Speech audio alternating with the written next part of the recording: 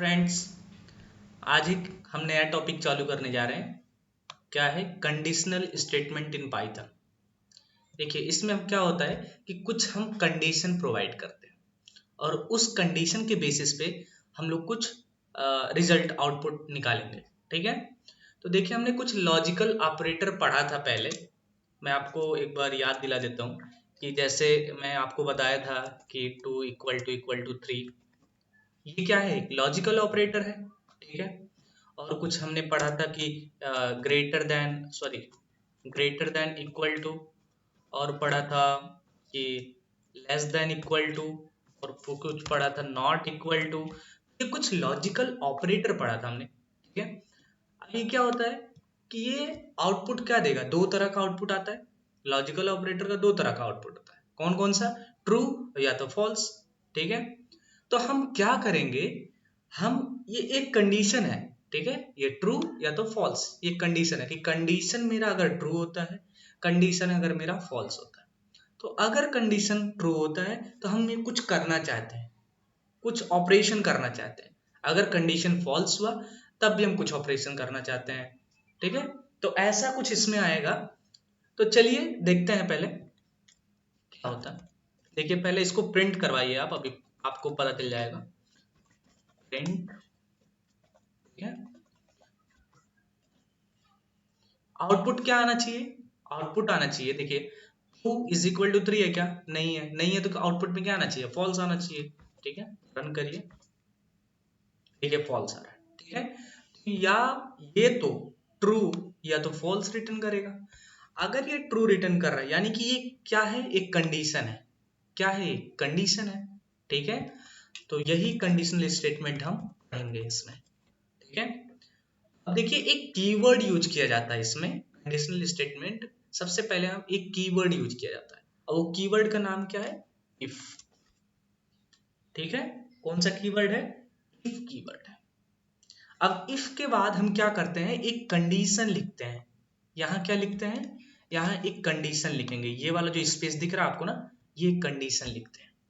Condition क्या है कि जैसे एक कंडीशन लिख दो कि a = b, ए बी के बराबर है। ये कंडीशन हो गया। ठीक है। सबसे पहले क्या लिखते हैं? एक कीवर्ड लिखेंगे इफ, और फिर क्या लिखेंगे? कंडीशन। एक स्पेस देंगे। ठीक है। यहाँ एक स्पेस दे देंगे और फिर क्या लिखेंगे? कंडीशन लिखेंगे। ये मेरा a = b कंडीशन हो गया। अब देखिए, कंडीशन खत्म। उसके बाद हम क्या करते हैं? एक कॉलन लगाते हैं। कॉलन लगाते हैं, कॉलन लगाते हैं। ठीक है। कॉलन लगाते हैं। अब देखिए, इसका मतलब क्या हुआ कि अगर ये कंडीशन जो भी है, अगर ये ट्रू है, अगर ये ट्रू रिटर्न कर रहा है, तब हम इसके अंदर कुछ ऑपरेशन करना चाहते हैं। यहां कुछ हम ऑपरेशन करना चाहते हैं इसके अंदर। ठीक है। तो जैसे देखिए, अगर हम कुछ ऑपरेशन, जैसे कि मैं अंदर लिख दे रहा हूं कि प्रिंट, यहां मैं लिख दे रहा हूं कि एक मैसेज प्रिंट कर रहा हूं कि A is same as B. A B के सेम है। ठीक है। हम ये मैसेज प्रिंट करना चाहते हैं, लेकिन ये कब ट्रू होगा? ये कब प्रिंट करेगा? जब ये कंडीशन ट्रू रिटर्न करेगा तब। ठीक है। मतलब ये कंडीशन जब ट्रू होगा तभी print A is same as B होगा, नहीं तो नहीं होगा। तो चलिए एक वैल्यू एंटर करवा लीजिए ए और बी के कुछ। सपोज ए = टी 2 और बी = बी ले लीजिए, ताकि दोनों सेम हो जाएंगे।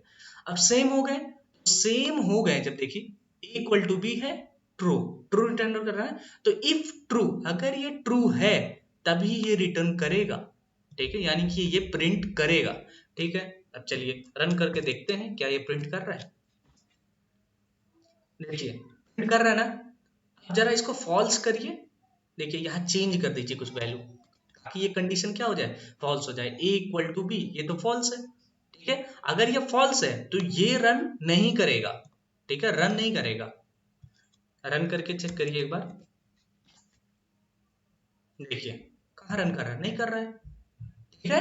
तो अगर ये कंडीशन ट्रू होगा तभी ये रन करेगा, नहीं तो रन नहीं करेगा। अच्छा, ठीक है। अब ये देखिए कि यहां कुछ हम स्पेस लगा रहे हैं। ये देखिए कितना स्पेस है? 1 2 3 4। ठीक है, 4 का स्पेस है। तो इसको हम क्या बोलते हैं, इंडेंटेशन। क्या हम बोलते हैं, इंडेंटेशन बोलते हैं। अगर स्पेस हम ये ना लगाएं, ठीक है, हम ऐसे कर दें, इसको हम ट्रू कर दें, ठीक है, इसको हम ट्रू कर दें, तो क्या होगा कि रन करेगा। एक बार रन करके देखते हैं क्या होता है। देखिए सिंटेक्स एरर पहले ही बता दिया था, लेकिन एक बार रन करिए आप लोग। देखिए एक्सपेक्टेड एन इंडेंट ब्लॉक, क्या बोल रहा है, एक्सपेक्टेड एन इंडेंट ब्लॉक। तो यहां बोल रहा है कि यहां पर एक इंडेंटेशन होना चाहिए, ठीक है। तो इंडेंटेशन बनाने के लिए देखिए यहाँ हम क्या करते हैं, देखिए टैब से भी इंडेंट बन जाता है, आप टैब पे दबाएंगे तो इंडेंट ऑटोमेटिक हो जाएगा। इसको हम बोलते हैं इंडेंटेशन। तो अगर आप ये स्पेस नहीं छोड़ेंगे तो क्या होगा, इंडेंटेशन एरर आएगा, ठीक है। तो उस एरर को रिमूव करने के लिए हम यहाँ क्या करते हैं, स्पेस छोड़ते हैं, और उसको हम टैब से भी कर सकते हैं, ठीक है। अच्छा जरा इसको हटाइए, आप इसको रिमूव कर दीजिए, ठीक है। अब देखिए एक बार एंटर करिए, देखिए ये जो कर्सर आया कहाँ आया, यहाँ आया ना। अब एक बार जरा कॉलन लगा के एंटर कीजिए, देखिए ऑटोमेटिक इंडेंटेशन हो गया। यानी कि हम यहाँ कॉलन लगाएंगे और जैसे ही कॉलन लगा के एंटर मारेंगे, एंटर प्रेस करेंगे, तो वैसे ही मेरा इंडेंटेशन ऑटोमेटिकली हो जाएगा। लेकिन अगर हम कॉलन नहीं लगाते हैं और डायरेक्ट एंटर करते हैं, तो वो देखिए अगर हम कॉलन रिमूव कर दिए, अब एंटर करेंगे, यहाँ हो जाएगा, यानी कि इंडेंटेशन एरर आएगा, ठीक है।